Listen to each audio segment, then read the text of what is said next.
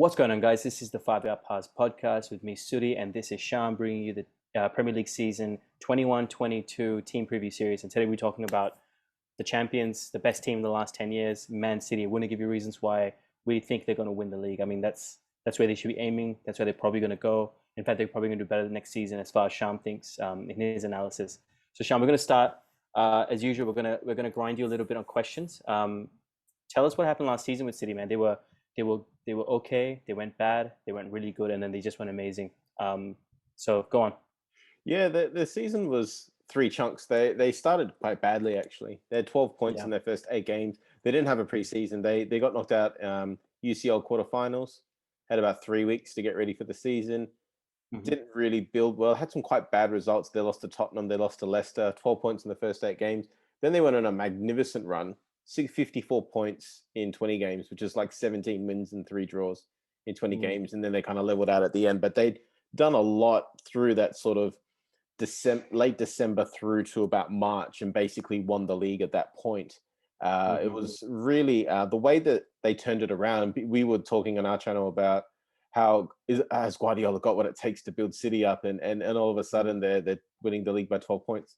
So I it was, think, yeah, sorry, go on. yeah, the thing for me is that I do feel that they did underperform given that start in the season. They finished with 86 points. I think they're probably minimum about 10 points better than that this season, which is quite scary. I mean, it's absolutely wild. They, the season before, no, well, not the season before last when they won, I think they won was 100 and just over 100 points. Yeah. This season, they still outperformed everyone else, but underperformed relatively speaking. 83 goals scored, most in the league. 32 conceded as well, best in the league. Questions about John Stones were just put to bed. I mean, arguably one of the best performing defenders in the league. And he went to Euros and did quite well. Let's talk about transfers, man. So you said we talked about this a couple of hours ago, and you said 95 points is kind of the target for them this season. I mean, it's absolutely wild that we're talking about teams getting in the 90s regularly. Fergie could never do that. Talk us through transfers, man. Who's in, who's out, and the big story, of course, yesterday or this morning, really, with Kane not turning up to training. Yeah, so I mean, outs. There were a couple of outs. Aguero was gone, club legend, in my opinion, probably the third best striker in EPL history behind Shearer and Henry. Just his longevity, his goals to game average. He only played 9 games in the league, though. He scored 4 goals, but in 9 games, so he wasn't a major contributor. But they did lose Harrison to Leeds, who was on loan, and they did lose Garcia to Barcelona, who they kind of given up almost on City and was kind of sitting on the bench for a whole season. So some outs there in terms of youngsters or people on the edge of the team trying to knock the door down and not getting in and then moving on. The squad itself is quite strong. The interesting thing is who City are being linked with. They've not had any major signings in this window, but they've been linked to Jack Grealish. There's rumors that City are going to will have a £100 million offer accepted for Jack Grealish. And then there's obviously talk about Harry Kane. It's probably 2 things. The first thing is that it's an interesting strategy by City because City tend to spend 50 to 65 million on players. It's just that they do that with about 12, 14, 15 players. They all seem to be within that sort of bracket where good to very good, about to have their best years, have shown a lot of promise. So many of their major signings have been that sort of range. So to be linked with not 1 but 2 players above that is quite extraordinary. With Kane, you can understand it given his record, although he does have injury doubts over him. With Grealish, it's quite unexpected, but it's interesting because given they paid 50 to 65 million for so many people, is Jack Grealish twice what Kevin De Bruyne was? Is he going to be better than the guys in the team? Is he going to make the starting lineup, or are you going to have £100 million player sitting on your bench?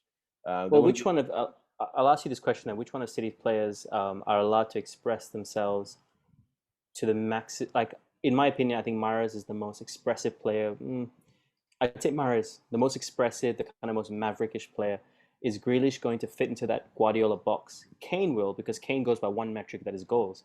Grealish goes by, the only metric Grealish goes by is the ball at my feet, very much like a Wayne Rooney kind of character. Doesn't care about goals, doesn't care about assists. He cares about winning and the ball at my feet.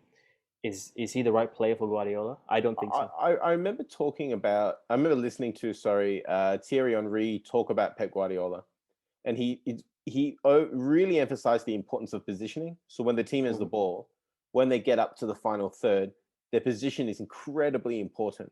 and Mm. and there's a lot of videos where you watch Barcelona, even under sort of massive pressure from pressing, the players hold positions, create passing outlets where they're almost fighting the instinct to move into a certain position. They stay in their position and they can break Hmm. through presses that way.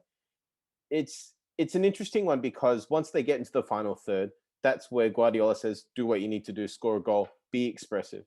So I think Grealish will struggle with the build-up. I don't think he's that Hmm. type of player. He likes having a bit of license to do stuff. Mm. But I think Yeah. once he gets into the final third, for all of City's great footballers, Mahrez is quite a maverickish cut player. Foden is as well, I think. But De Bruyne and Sterling and Gundogan and those guys are really sort of output focused. They're not flair players. Grealish is a fair flair player who I think could fit in, but he will take time to adjust. My question is more whether he's actually better than anyone else around him. I love Jack Grealish. I think he's an awesome player, but is he noticeably better than anyone else there? Is probably my question. Yeah. Well, the second question I had as well before we get into expectations is Harry Kane. I don't think he's you talk about output focused strikers. You're looking at Zlatan, David Villa, Messi's an anomaly, Lewandowski.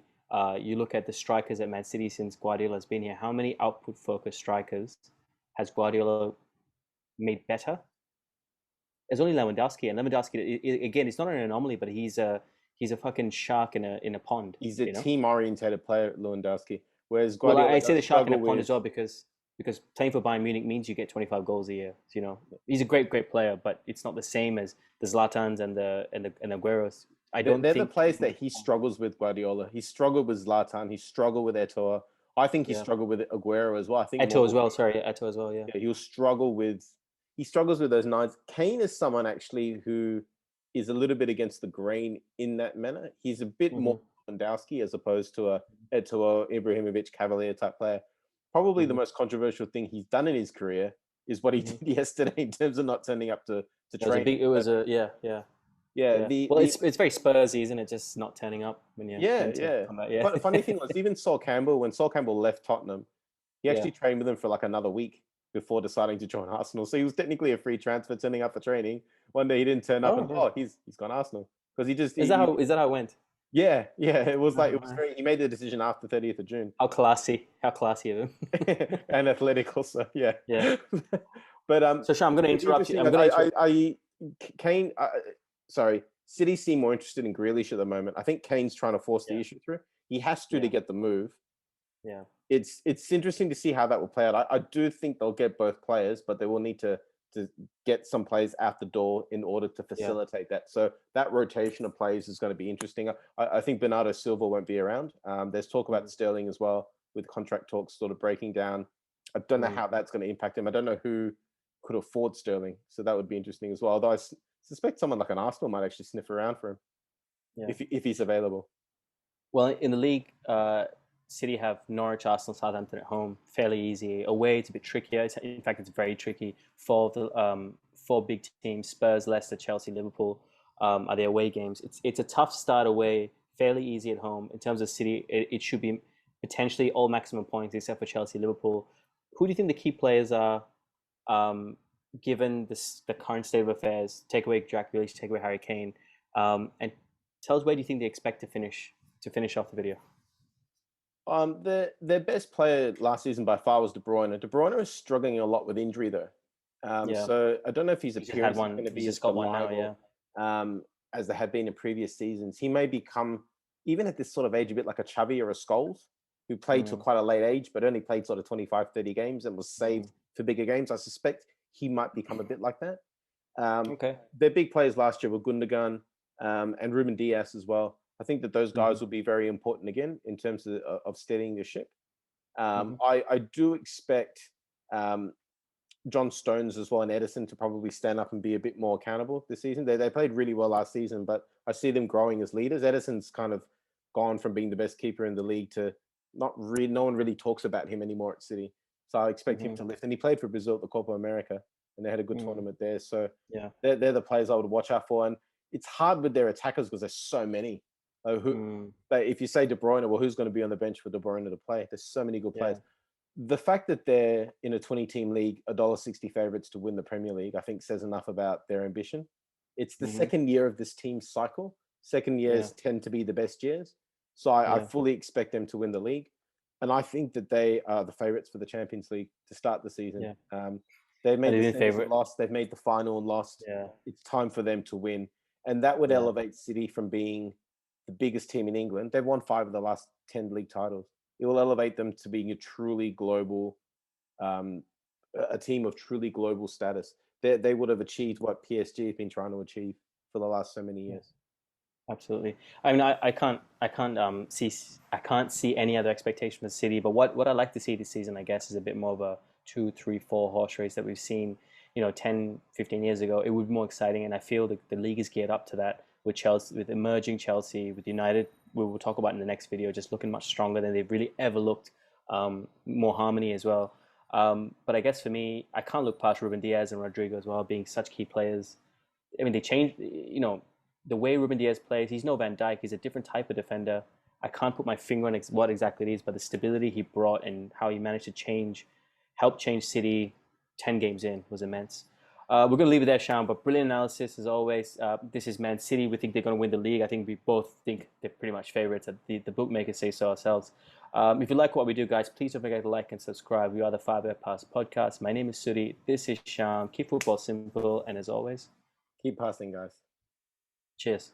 Can you finish off that again? I think I accidentally popped up the pop-up thing. So I pressed the comment button and it changed the image on the screen. Okay. So just the ending of it. Yeah, just the ending of it, and just be aware of that when you look at the video again. Yeah. Great analysis as always, Shyam. Man City, we think they're going to win the league. The bookmakers say so themselves. So if you like what we do, please don't forget to like and subscribe. We are the 5 Hour Pass podcast. My name is Suddy. This is Shyam. Keep football simple, and as always, keep passing, guys. Cheers. Cheers.